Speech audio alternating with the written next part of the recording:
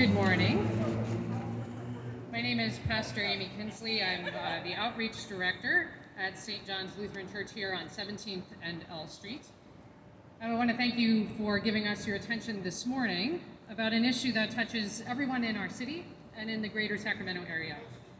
I want to thank my fellow faith leaders and members of our congregations for joining us today, and they, of course, will be sharing some remarks as well. Homelessness is a complex issue, and it really impacts all of our neighbors, both the homed and the unhomed, our business owners, even the tourists that visit our city. At St. John's, where I serve, serving our unhoused neighbors has been a core issue for us for decades, and so it really touches particularly on my ministry, but also has been part of our ministry for such a long time. And in our tradition, love your neighbor as yourself is one of the core teachings and the core values that we strive to follow. And it's evident when you look around our city that we're failing to meet this ideal.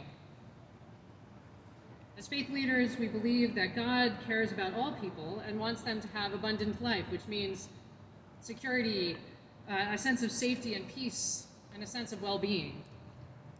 And we believe that God has a particular concern for those who are most vulnerable.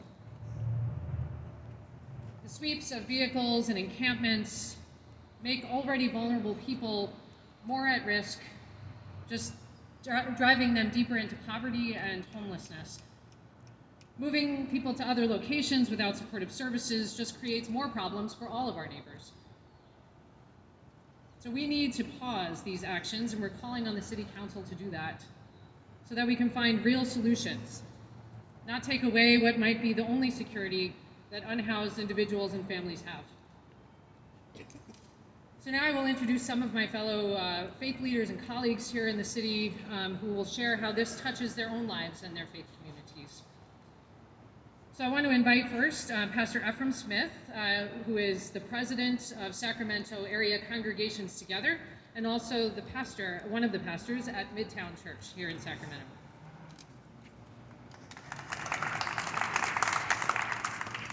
I am deeply honored to be here in this moment with my colleagues representing various expressions of the faith community of Sacramento.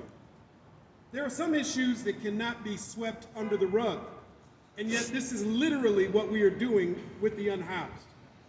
We are sweeping them from place to place because there are various groups that don't see this as their issue, as their opportunity. But here's the opportunity, whether it's for the faith community, the business community, the political sector. It's not to sweep people that are made in the image of God under the rug, but to restore the image of God upon them, to see them as our neighbors, as our family. We're honored at Midtown Church to partner with faith communities like St. John's and others, not just simply to have outreach initiatives to the unhoused, but to build relationship, to truly live into seeing all as the children of God, seeing all as our brothers and sisters, seeing all as having worth and value, being members of the beloved community. So that happens not by sweeping issues or literally people under the rug, but by lifting up the rug and exposing all of the challenges, exposing all of the messiness, and actually even collectively repenting for where we've been wrong on this issue so that we can get right together, so that people of faith and people of goodwill can have a metanoia moment, a moment not just of repentance, but a moment of true repair and true reform. We can do better than what we're doing as a city and a state. We should be setting the tone. We should be the innovators of taking on this challenge and not passing it on to someone else, but seeing this as all of our issue. I now want to introduce Pastor Casey Tenen of Loomis Basin Congregation.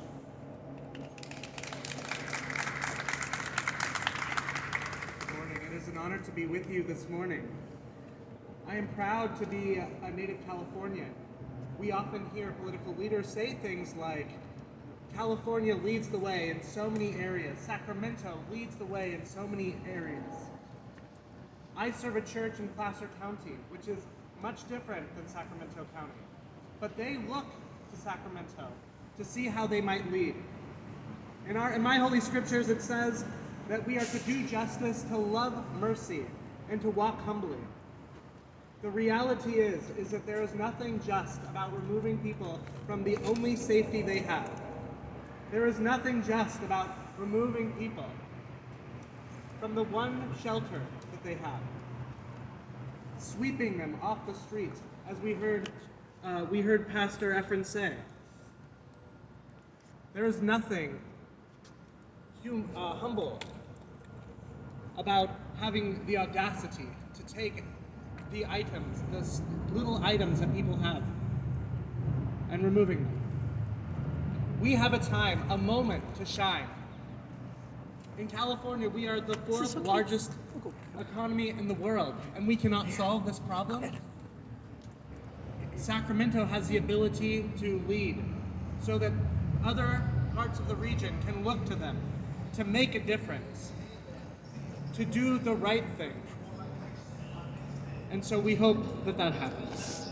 I now will introduce Pastor Lynn here from New Creation Church.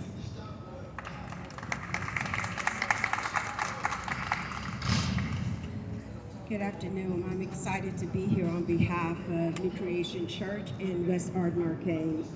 I'm here to advocate for the homeless community who have been negatively impacted by this homeless sweep, resulting in losing their vehicles and their belongings. There was a statement made in the letter that was issued to Mayor Steinberg and the city council members from Sacramento ACT and the Sacramento clergy. It says, taking a person's vehicle is taking their shelter, home, likely most valuable possessions. This is a true statement. This statement is true because it speaks to the many homeless community in the West Arcade area where I am personally involved and personally affected. Notice I said community, not homeless location, not encampment, not destitute, not poor people, or any other titles those of us who are more fortunate tend to put on them. I use the word community because it is descriptive of who they are. Some of them are there because they fell on hard times. Some of them are there because they lost their homes due to COVID. Some of them are there for many other reasons. Some have children, some don't. Some of them live in homes built out of cardboard. Some have 2 and 3 bedroom tents. Some sleep under the moonlight under sleeping bags. Some on benches, and some, because of the pandemic, started sleeping in their cars. I'm painting a picture to you of a community. These are the only living quarters they have come to know as a sense of safety and shelter, just as our homes provide us safety and shelter. When we force them out of their homes and impound their vehicles, without providing them with policies that assure them alternative self-relocation, we disrupt their communities. We take away their sense of safety, we take away their sense of shelter, and they are already impacted by the negative circumstances around them. These current practices we have are ineffective and they're inhumane. I'm aware and I agree that there are challenges with the homeless community increasing in popularity. However, I believe that as we look for a concrete strategy, we need to keep in mind how this affects them. As we take their transportations from them, it affects them getting back and forth to work, therefore losing their jobs. Then they can no longer really provide for their families. It affects them taking their children to school, which then affects them negatively getting an education. It also is impossible for them to get their cars back. If they're impounded, the money that they would have to come up with is absolutely not going to happen because of the impound high cost fees. My grandson just got his car impounded. His mother makes $100,000 a year, and it is now $2,000 for him to get his car back. Imagine being homeless and not being able to accomplish that. This sweep not only affects them and displaces them, but it disproportionately affects the Black community, the indigenous members, and also it affects the marginalized in their communities and in our communities. I want to leave this with you. Deuteronomy 15:7 says, "If among you one of your brothers should become poor, and any of your towns within the land that the Lord God is giving you, you shall not harden your heart or shut your hands against your poor brother." God is continuing to bless California with more and more land. And I know that He is not pleased the way we are treating our brothers and sisters poorly. I say to you, Sacramento, these inhuman practices that we have must stop. Thank you. I now introduce to you Sister Gloria Wada from the Massage Bar.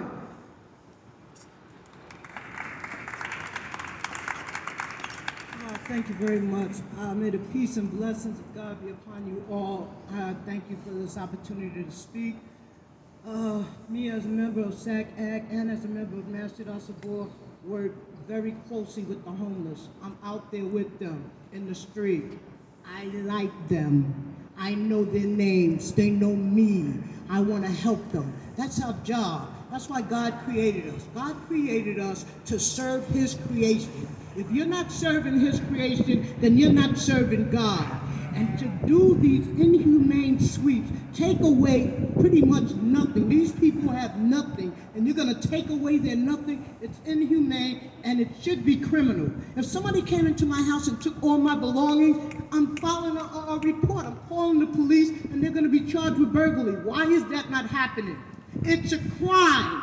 It's a crime. It's a crying shame, and it's a crime. I have one question. Why are some lives more valuable than others?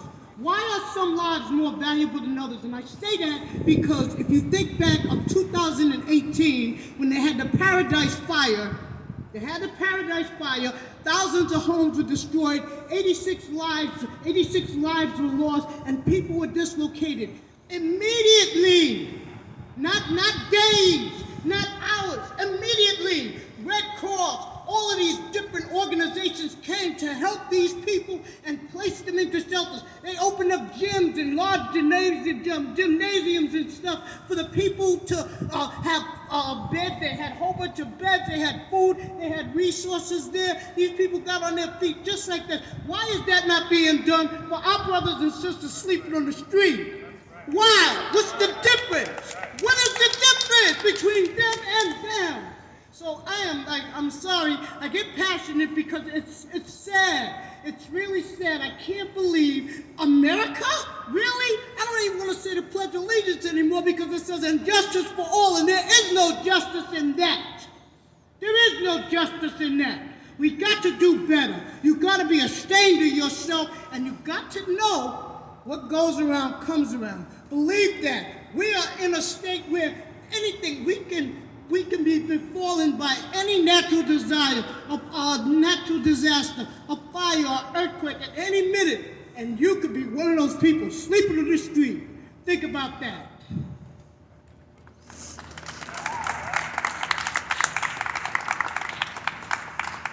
Thank you, Sister Gloria Wadud from Masjid Sabor.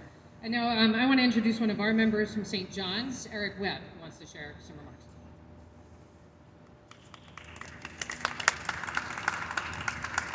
Hi, everybody. Very much an honor to be here. I'm a member of St. John's, a lay member, and I also have worked many years of public service, namely for the public library, where we meet the challenges of homelessness every day on the front lines. One thing I've learned over the years is enforcing cruelty is always bad policy. Toying what is a person's last and most valuable possession, their homes actually, is both vindictive and counterproductive. They become less safe, and by extension, our community is less safe. Now, one key component to a healthy community is trust. Confiscating people's homes and scattering our neighbors to the dark corners of our streets and our levees undermines this trust and renders any future solutions as complicated as they might be, makes them that much more difficult to attain. And finally, I'd just like to say that the reality is, towing vehicles is a very disingenuous end round the Martin versus Boise decision. We need to do better. Thank you.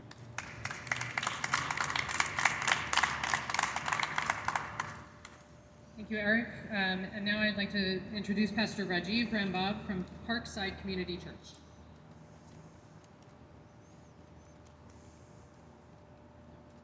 On behalf of Parkside Community Church and our relationship with Sac ACT, thank you for being here and giving this a listen. We're a couple of blocks away from the Tower Bridge.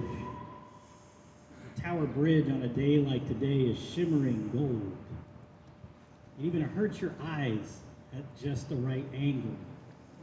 But unfortunately, that Tower Bridge and its shimmering gold sends a message it has for decades, a golden rule that is subversive to the true golden rule. This golden rule says, whoever has the gold makes the rules. It's been that way in this town for far too long.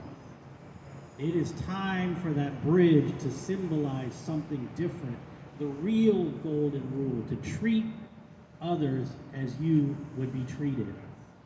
Indiscriminate sweeps with no place to go, when all people want is a place to sleep without harassment, to use the restroom in a clean environment, to take a shower once in a while, and have some food, be good company, and give good company. And we can't manage that in 2022? Shame on us. Shame on us.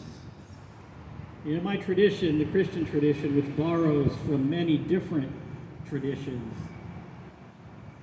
we have teachings about dreams in the scriptures. And these dreams often haunt, inspire, and direct. So one of my prayers, I pray for the safety of all of our public officials, the physical safety of all of our public officials at all times. But I am praying right now that the dreams of the city manager and the city council and the county board of supervisors, every layer of people who are elected to represent us, are haunted in their dreams persistently, where they lose sleep day after day after day until this issue is resolved, until we give people the basic needs that every human being deserves. That gold bridge is a source of pride for many, but for me right now, here and now, it's a reminder of how shameful we are behaving. Things must change, and they must change now.